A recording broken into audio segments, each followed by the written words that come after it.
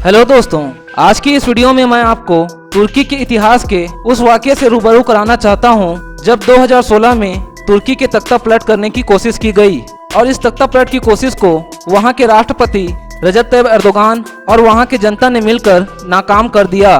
जैसा कि आप सभी जानते हैं कि पिछले कुछ सालों में तुर्की के राष्ट्रपति रजब तैयब एर्दोगान की पॉपुलैरिटी में जमकर इजाफा हुआ है। आज पूरी दुनिया में कहीं भी किसी भी देश में अगर मुसलमानों पर जुल्म हो रहा है तो सबसे पहले मुसलमानों के हक में आवाज उठाने वाले शख्स हैं तुर्की के राष्ट्रपति रजब तैयब एर्दोगान। आज पूरी दुनिया के मुसलमानों के सबसे लोकप्रिय नेता हैं रजब तैयब एर्दोगान। लेकिन जैसा कि दुनिया का रिवाज है कि जो इंसान जितना पॉपुलर होता है उसके दुश्मनों की भी कोई कमी नहीं होती दुनिया में। आज का यूरोपियन कंट्री को रजब तैयब एर्दोगान फूटी आंख नहीं सुहाते, साथ ही उनके देश में भी उनके विरोधियों की कोई कमी नहीं है। और इसी का सबसे बड़ा नतीजा देखने को मिला सन 2016 में जब मिलिट्री के एक टुकड़ी ने रजब तैयब एर्दोगान की हत्या के साथ साथ देश में तख्ता पलट करने की कोशिश की।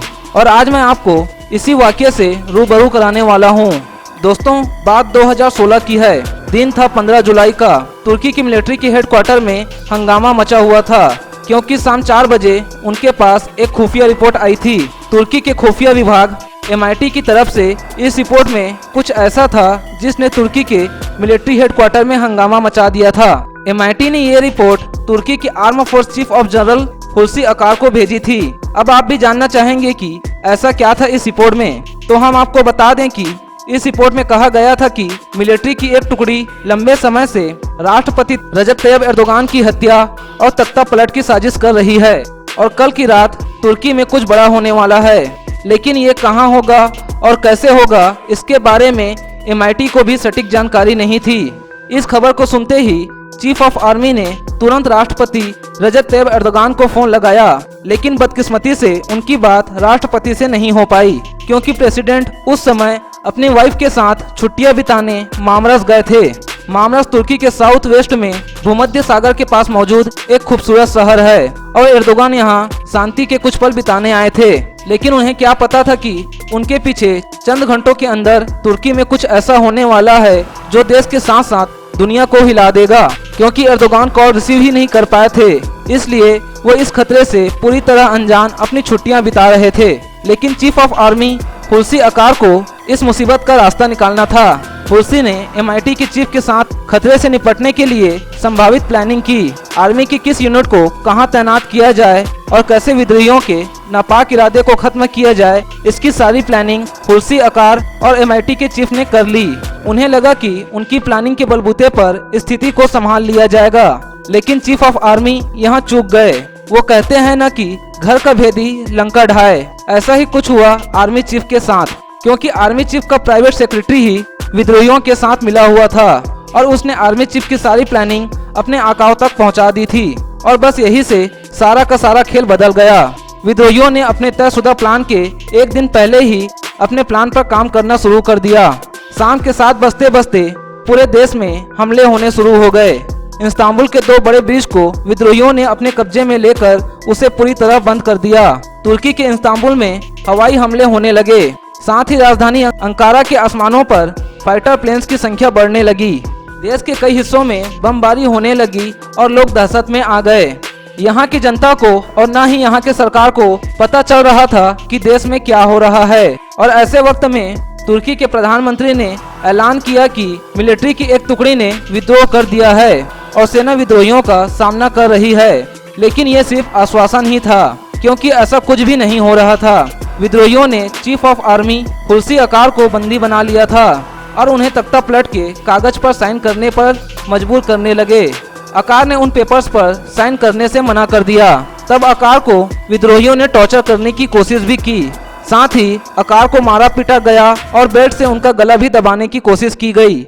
इन सब के बावजूद भी अकार ने पेपर्स में साइन करने से मना कर दिया। इसके साथ साथ विद्रोहियों ने टर्किश वायुसेना के प्रमुख आबिदीन उनाल को एक शादी समारोह से किडनैप कर लिया। देश में इतना कुछ हो रहा था, लेकिन देश के प्रेसिडेंट कहाँ थे ये कोई नहीं जान रहा था।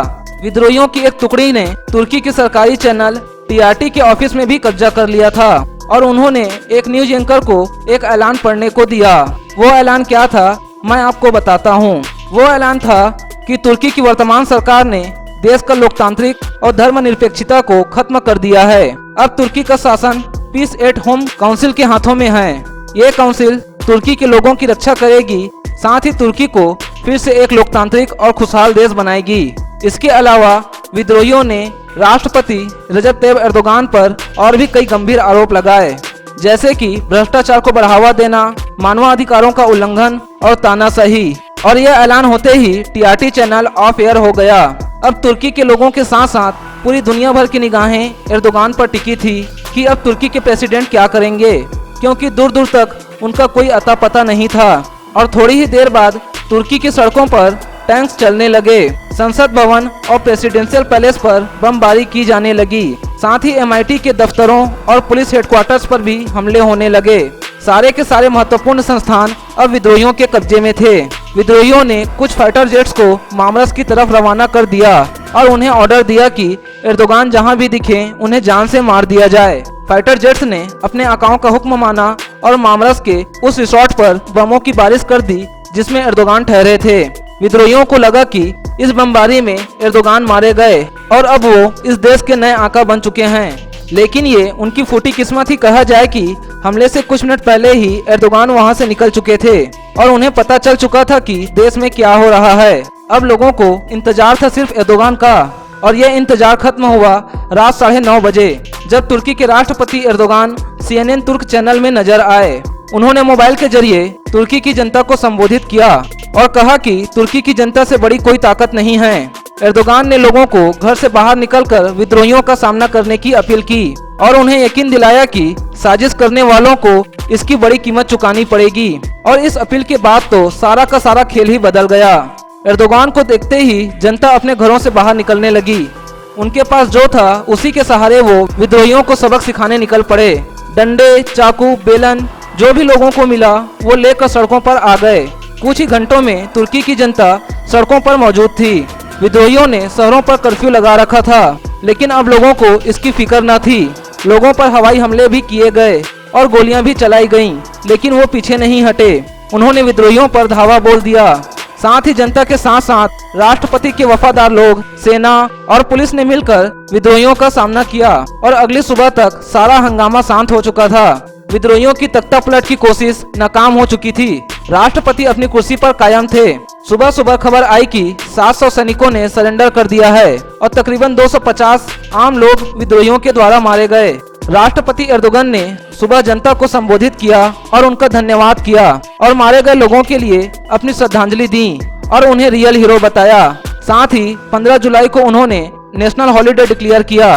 तो दोस्तों, देखा आपने किस तरह तुर्की के लोग अपने राष्ट्रपति से मोहब्बत करते हैं और उनके लिए अपनी जान तक देने से नहीं डरते।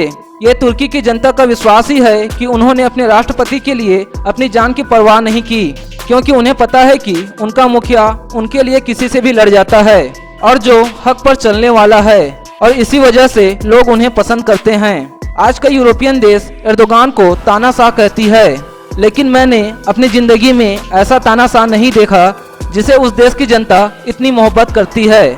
ऐसा मैंने पहली बार देखा है।